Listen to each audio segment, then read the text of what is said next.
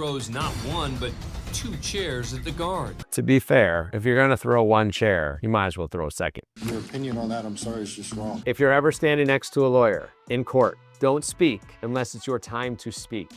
She's crazy, stupid thing.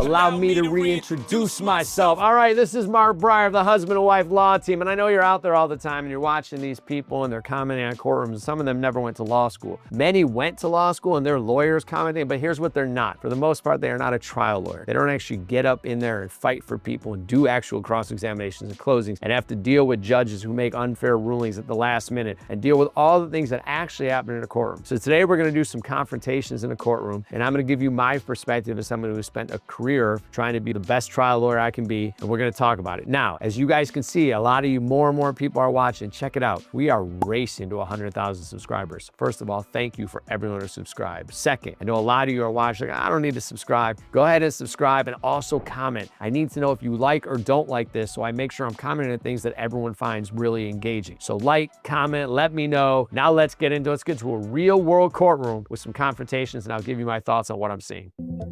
First up, we're in Shelbyville, Kentucky for a divorce hearing. No way. Something confrontational happens in a divorce hearing?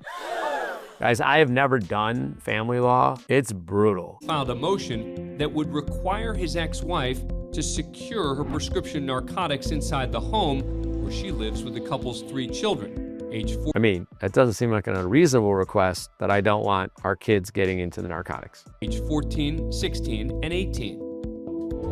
They're old enough and they're wise enough not to go around taking, I only interviewed the children for a few minutes, and I get it that they're okay with not taking. Your children are very bright, and I can't even believe you would make that motion. So here's my issue here. Judge, you met with these kids for a few minutes. A lot of good kids make mistakes that they pay for the rest of their life. Is it really a big deal to ask the narcotics? Now, I'm not saying she should grant it. I understand that narcotics are available in the medicine cabinets of many homes and they're not locked up, and this is a divorce setting. But unless there's more to the story, if you want to not grant the motion, that's different than saying, how could you even make the motion? Maybe he thinks his ex is crazy. Maybe he's crazy, I don't know. But you met these kids for a couple minutes, you don't know her, you don't know the whole story. To disparage the person making the motion feels a bit too far. Let's see what happens. In all due respect, I can appreciate what you're saying. They are good children, but there has been some mental health concerns, and we just think it's good practice to do that. The attorney is reminding Judge S. Marie Hellard that one of the children expressed thoughts of suicide during his parents' divorce. But when she's still not receptive to the motion, It's not a 2-year-old who'll pick up a pill off the floor. the father does not hold back. Your opinion on that, I'm sorry, is just wrong.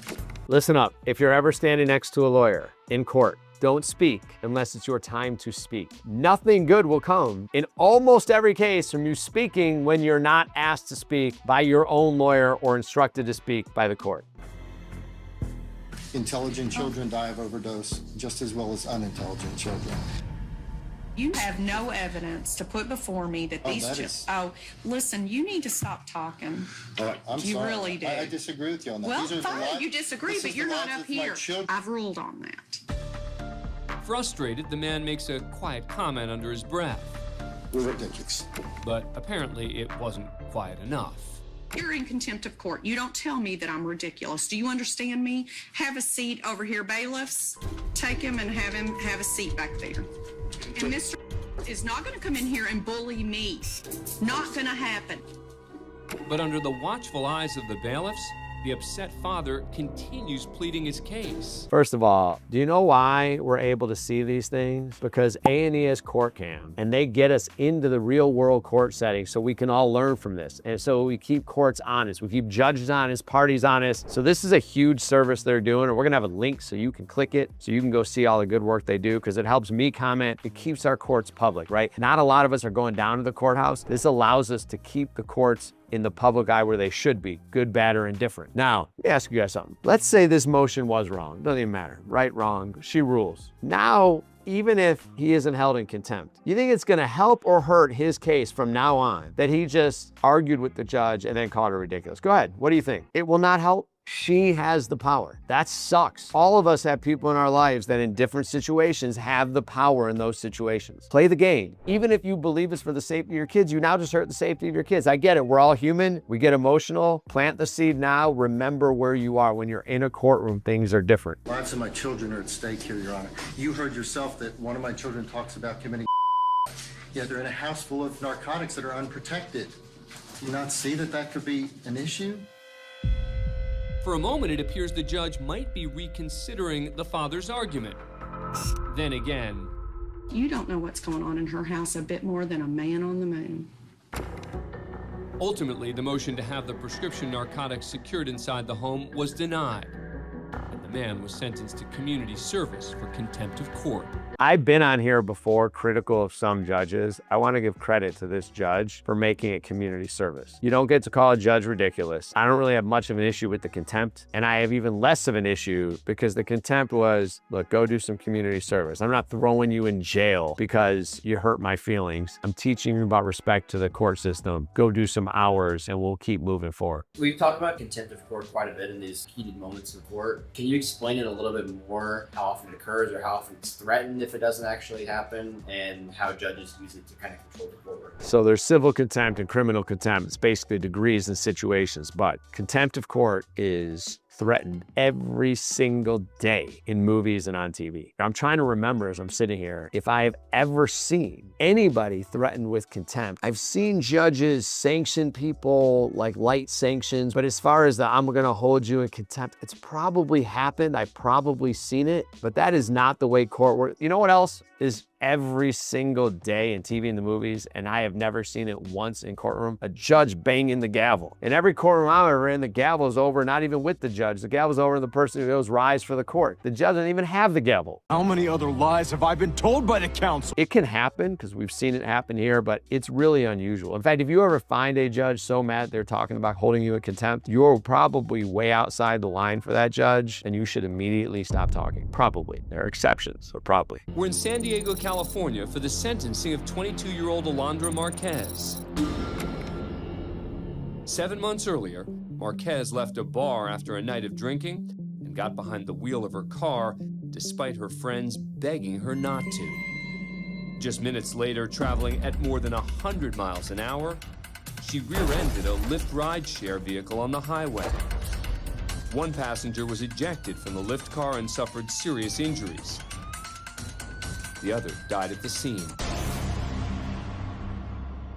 Ironically, both victims had been at the same bar as Marquez earlier that night. Marquez and the Lyft driver were also injured in the crash. At the time, her blood alcohol level was more than 3 times the legal limit. She later pleaded guilty to gross vehicular manslaughter while intoxicated and DUI causing injury. Now at sentencing, family and friends of the man killed in the crash share emotional impact statements, including the victim's longtime partner. We were together for almost 11 years until your actions that night took my partner, my world, my everything. But you still don't have no remorse in your heart. You are very shallow, aren't you? You're a very shallow person, aren't you? Then show remorse. Show that you care. Ooh.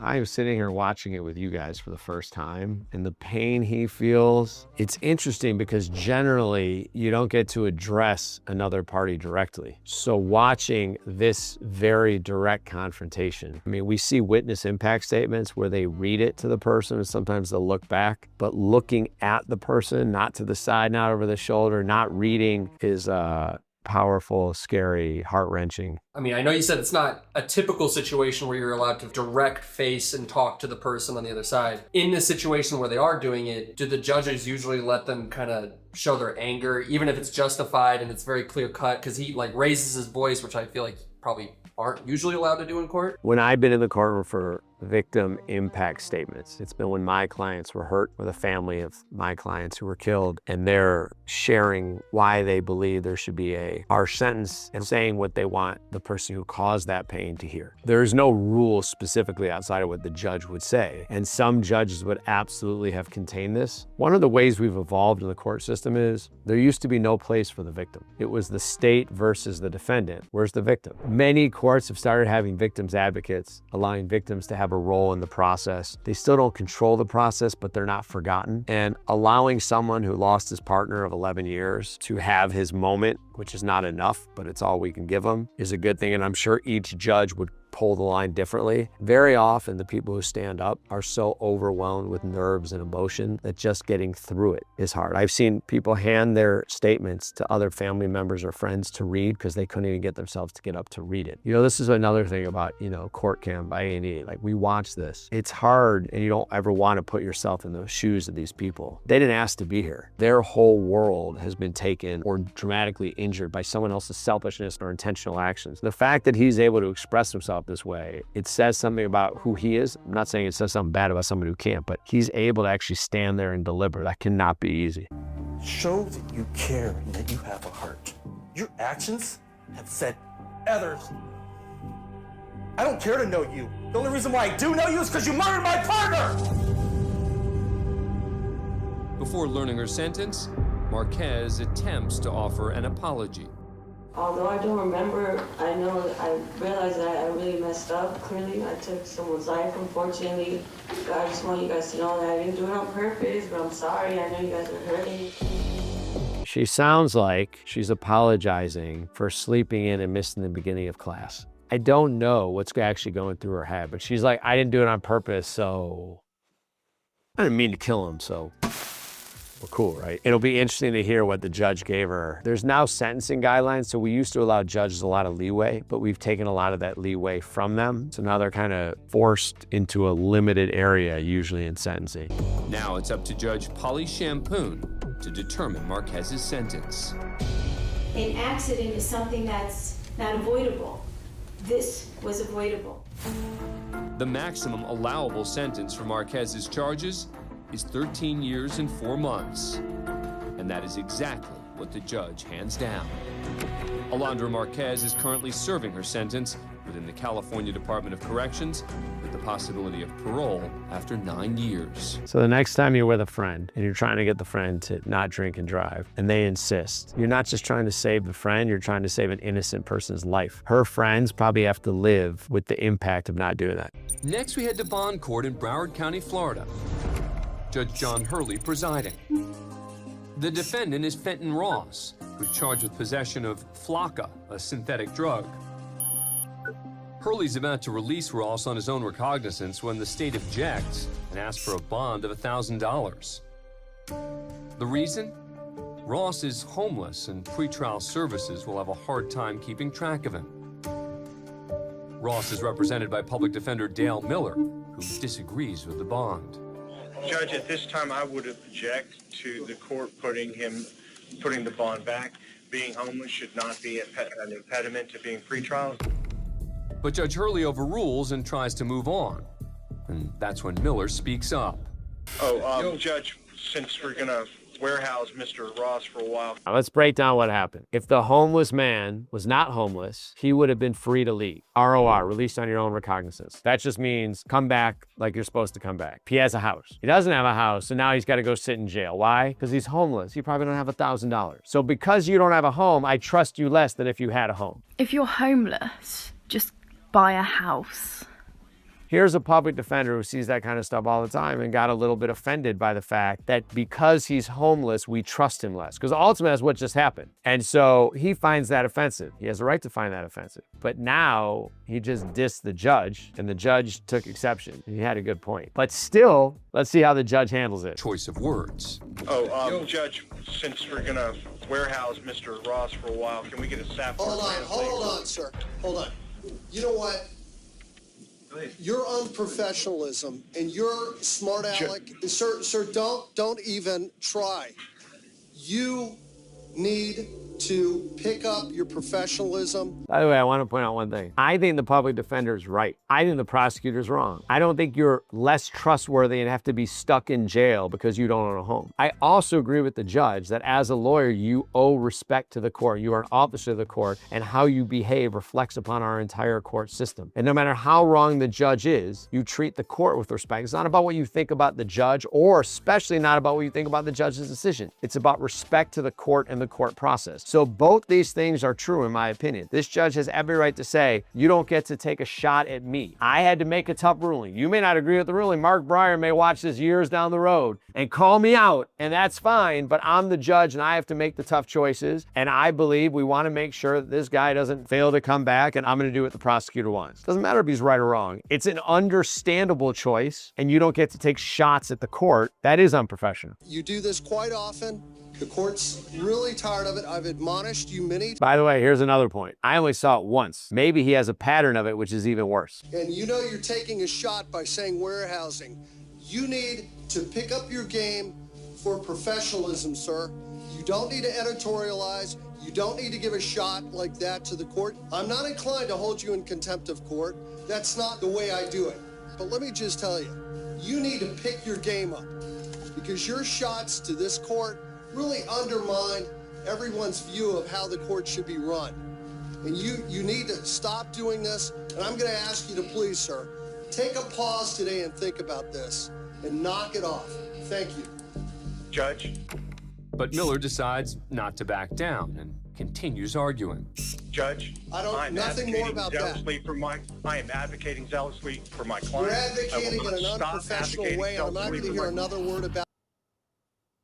I'm sorry, I'm trying to figure out the best way to share how much I disagree with that. People love to use zealous advocacy as a way to excuse bad behavior. I fight for my clients so much, I drive people nuts. The people I work with, Mark, come on, this is, let's go. We're not giving up on this case. We're not giving up on this case. We're gonna find a way, because sometimes we find a way when others quit. So I am a zealous advocate, but I don't use zealous advocacy as a way to try to protect myself from unprofessional behavior that crosses the line. And that's how it's used a lot. You just took a pot shot at the judge. The judge was relatively cool about it. Don't do it again. You do it all the time. I'm not going to hold you in contempt. I am not going to apologize for being a zealous advocate. You are a drama queen that doesn't want to admit that maybe you're doing something wrong. And now you just feel the need because you want to go tell the story to your friends. Well, I told that judge, I am a zealous advocate. I will not back down. No, you did take a pot shot. You know what you did. The judge didn't like it and specifically said, I'm ready to move on. Well, I'm not going to let you move on, judge, because I want the whole world to know how right I am. After the hearing, Judge Hurley perhaps had a change of heart, because the $1,000 bond was eliminated and Ross sent to a drug treatment program. He's eventually released and ordered to pay a fine of $293. So interesting. Credit to the judge, not to the lawyer, to the judge. How many people have you met in your life that when they knew they were wrong would admit they're wrong? I had no idea. My team shows me this stuff. I had no idea. I disagreed with the judge. The judge thought about it, and the judge disagreed with the judge and had the courage to admit he got it wrong. Judges of America, listen up. It's okay to admit when you're wrong. We're all wrong regularly. I'm wrong more than most of you are all the time. A lot of credit to that judge for admitting he made a mistake when he realized and thought about it that it was a mistake. Next, we go to a video deposition of hip-hop star Dwayne Carter, better known as Lil Wayne. What? Wayne sued filmmaker Quincy Jones III over a documentary he appeared in during the making of his album, The Carter 3. Huge album. The artist claimed the film was a, quote, scandalous portrayal of him. Jones, meanwhile, sued Wayne right back, insisting that his claims hurt the film's profits. Wayne was interviewed by Jones's attorney, Peter Ross, who sits off camera. By the way, he was not interviewed, he was deposed. This is a deposition under oath. Careful about depositions, everybody. You're in a conference room. There's no judge, there's no jury. You feel like you can say what you want. It's gonna be played in front of the judge and the jury. Take it with that level of seriousness. If you're Lil Wayne, you can do what you want. But if you were not Lil Wayne, listen to what I'm saying. Also in the room was a judge and Wayne's attorney. The judge was in the room. Something very unusual is happening in this deposition if the judge is in the room on a civil case. I have no no idea what happened to get to this point. I have never had a judge in the room with me for a deposition. Never. I can't even remember anyone asking for a judge to be in the room. Judges barely have enough time to do what they have to do, let alone to sit in a deposition. So that would be fascinating to know what got to this point that the judge was in the room. Do you think he's just a fan? Well, we're gonna hold off trial today. I gotta go hang with Lil Wayne. So when are you writing the Carter 4? Right. It's great stuff. Here, Ross asked Wayne about an interview he did with TV journalist Katie Couric after they watched a clip of it. Is that an interview that you actually gave with Katie Couric? Is that an interview that I actually gave with Katie Couric? Yeah. What's your name again? Hey, well, that's not the question. What's his name? Pete Ross. Huh? Pete Ross. Pete Ross, that's a stupid-ass question. You just saw me on there giving an interview with her. Okay. I mean, come on. Like, yes, it's a stupid ass question. Okay, that's fair. But if you have to ask questions for hours on end, you're gonna ask some ones that are stupid and usually stupider than that. All he's really trying to say is, I wanna ask you questions about the interview you just did with Katie Couric. And the reason he's asking that question at all is he needs it on the record for the questions that are gonna follow. We are talking about the deposition of Katie Couric. All right, I am about to ask you some questions about the interview you gave with Katie Couric. Do you understand that? Yes, because Lil Wayne's not wrong. That particular question is dumb. I'm gonna give the lawyer a little bit of leeway. He's asking question after question. He's asking them to create a record. It's not because he doesn't know the answer. Did you perform at the Virgin Mobile Music Fest with Kanye West? I don't know, but I know I did perform at this badass birthday party recently. She's crazy, stupid dick.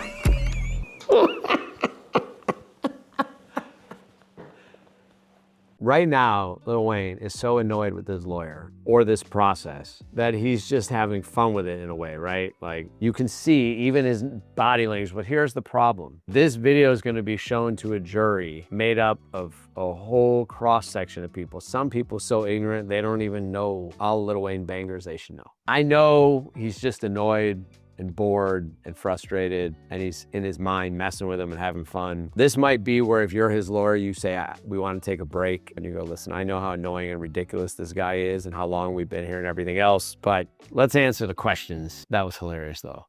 Isn't it something that you would remember if your album, The Carter 3, was the biggest selling album of the year? Isn't it something that I would remember that? Yes. Isn't that a personal opinion type question? That's why I got that. I mean, because I would be actually answering the question to, isn't it something? That's my question. Isn't it something? That you would remember. Isn't it something? That's the question I have to answer, Your Honor. Isn't it something? It doesn't matter if you're an unbelievably brilliant artist who's done all sorts of great things. Right now, when you're acting that annoyed and giving a hard time and being that sarcastic, even if all of us right now can go, that's the lawyer is asking all these dumb questions, then don't let the lawyer win. Never let them see you sweat. So I don't know if it's on him. I don't know if his lawyer's taking breaks between these. I don't know if his lawyer prepared him or if he's just like, I don't even care about the money because I hate this man and this process so much. Win the game. You're in the right. You believe you're in the right. Don't let them win just by you showing your frustration, which is basically what's happening. At all concerned about any criminal actions that may have been pending against you at the end of 2008? I don't recall. I don't recall that. I don't recall that neither. No, I don't recall that. I don't know. I don't know. Let me just stop for a second. Let me stop. Almost nobody will ever see a whole deposition transcript if they're on the jury. They only see portions. So admitting you don't remember something you don't remember is a good thing. It looks dumb, and that's why a lot of people start guessing in a deposition. So him saying, I don't recall how I felt, I don't recall how I felt, I don't recall how I felt, you can cut this up and it can look as dumb as it wants. They won't watch the whole deposition. The problem here is the visual. He looks annoyed and bored instead of just saying, I don't remember, I don't recall. You know what? He may not remember exactly what he was thinking back then, so you can't make him guess. But showing a lack of interest doesn't help you. Don't let them get over on you just because you're annoyed and you're frustrated, you hate the process, and you can feel it happening, and then justice isn't done. Do you remember being arrested in or about January 2008 near you might. So generally speaking, while being asked a question in a deposition, even if you are an incredibly successful and super talented person, do not look like you are asleep in school on your desk while the question is being posed. Arizona? No, I don't remember that. Turns out Wayne wasn't the only one losing patience with the interview. Well, how much longer is this line of questioning going to go on? Not much longer. That's Wayne's attorney chiming in. All right, go ahead. I don't know. Didn't you win I don't know. the award for Best Rap Album of the Year in 2008 for the Carter 3? I don't know.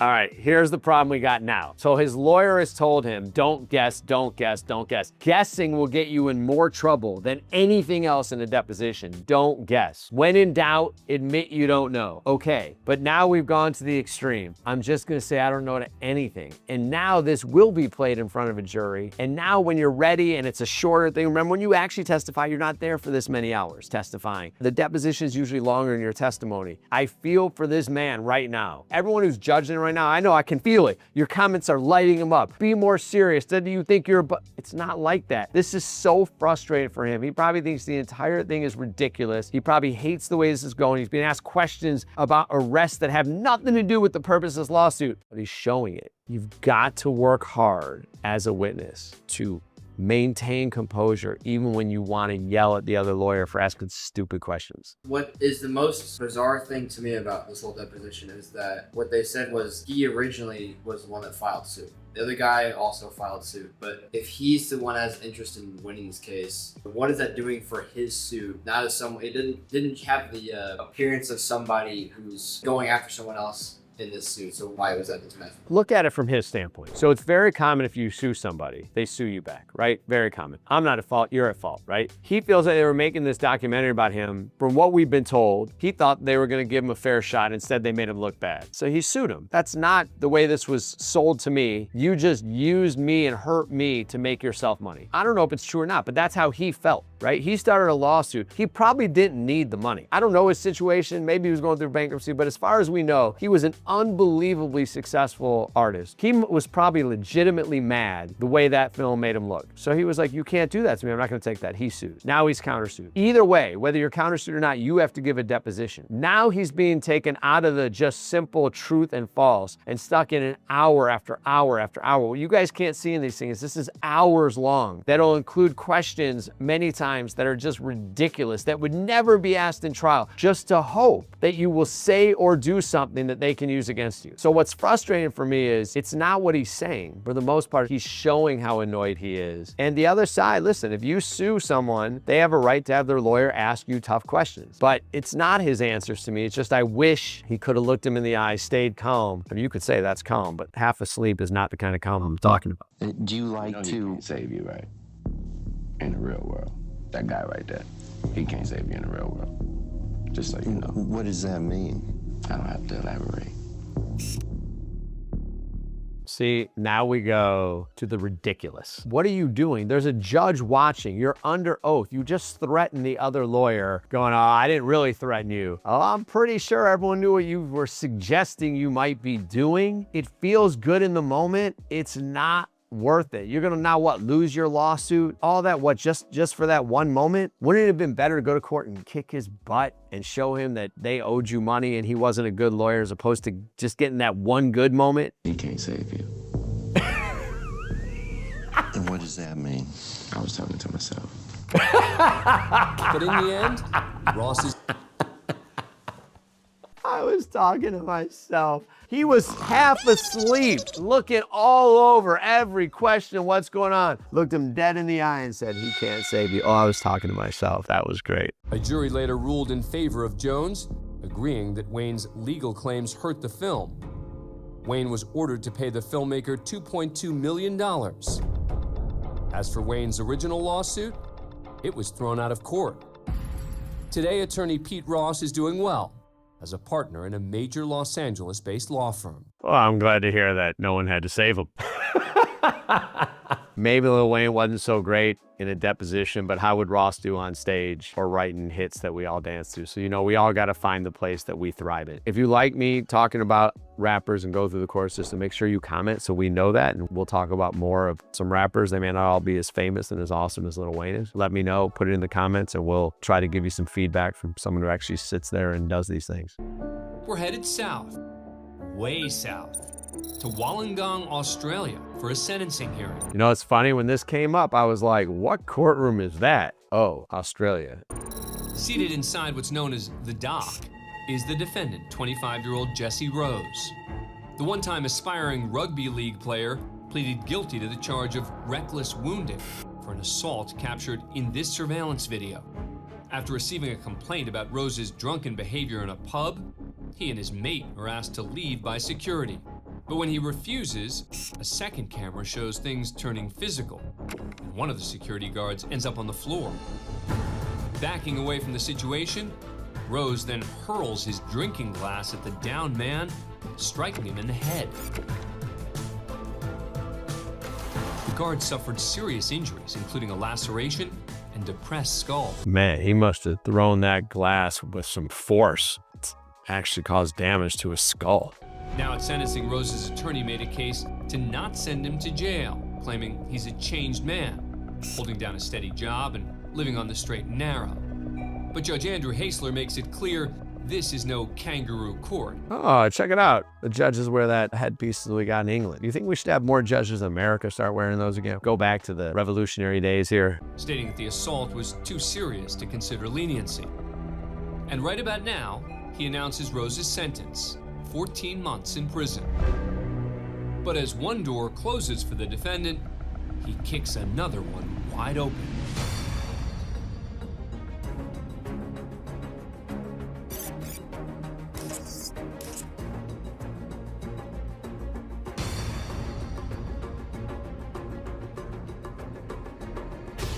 Probably not the way to respond. This will probably not help shorten your sentence. Unhappy with his sentence, Rose perhaps channels his rugby days and boots open the divider door. It's unclear what he says to these two security guards. I'm pretty sure he said, "How's your day going? Good day, mate." He's just having a friendly conversation, asking about their wives and kids. You must be tired. Please take a seat.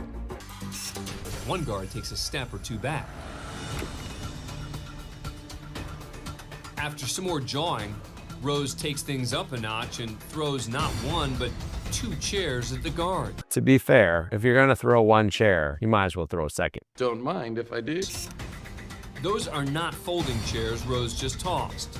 Those are standard office chairs weighing up to 60 pounds, or 27 kilograms in Australia. What you might have missed is this guard who sneaks around the backside of the dock and, like a boomerang, flies back into action. Like First a bobbing boomerang. and weaving, then going down under for a tackle. Forgetting the bad jokes, you are now gonna go to prison for way longer because now you assaulted court staff, taking it from bad to worse. With the help of the other guard, Rose is pinned to the floor. His girlfriend can be seen in the rear of the courtroom. You know, she might have waited for him for 14 months, but she's probably not waiting for the 5 years that's coming. For his courtroom tantrum, Jesse Rose was charged with property damage and assaulting a law enforcement officer. An additional 8 months was added to his original That's not too bad. 14-month sentence. Maybe that was worth it. In a case like that, I feel like assaulting a court officer, only getting 8 months seems a little lenient. What are your thoughts? So here's the thing. If there was no injuries, then it feels understandable. I mean, if you got 14 months for the damage he did to the security guard at the club, it all depends on the injuries. But doing it in court will usually make it way worse. So I would say he got lucky, but man, that sucks because 100%. So easy. You sit in here and you talk about people, but these are real emotions. And he just found out, he may have had hopes, I don't know the situation, that he was gonna go home that day, and found out he's not gonna be home for 14 months. So I'm not excusing the choice, but I'm trying to throw out the other side of it to consider. So here's the thing, that is it for today. Now let me ask you guys something. Did you like some of the comments? Did you like hearing what I had to say? I really appreciate all the feedback. Give me some comments, tell me what you think. Don't forget, we're on the path to 100,000 subscribers. I need your help. Go ahead, add that to the subscribers. And also, right here, you see that? That is a video that YouTube is screaming at you going, you will love this one. So check this out. Let us know if you liked it. Really appreciate it. From Mark Breyer, the husband-wife law team, from Real Trial Lawyer to you, have a great day and stay safe.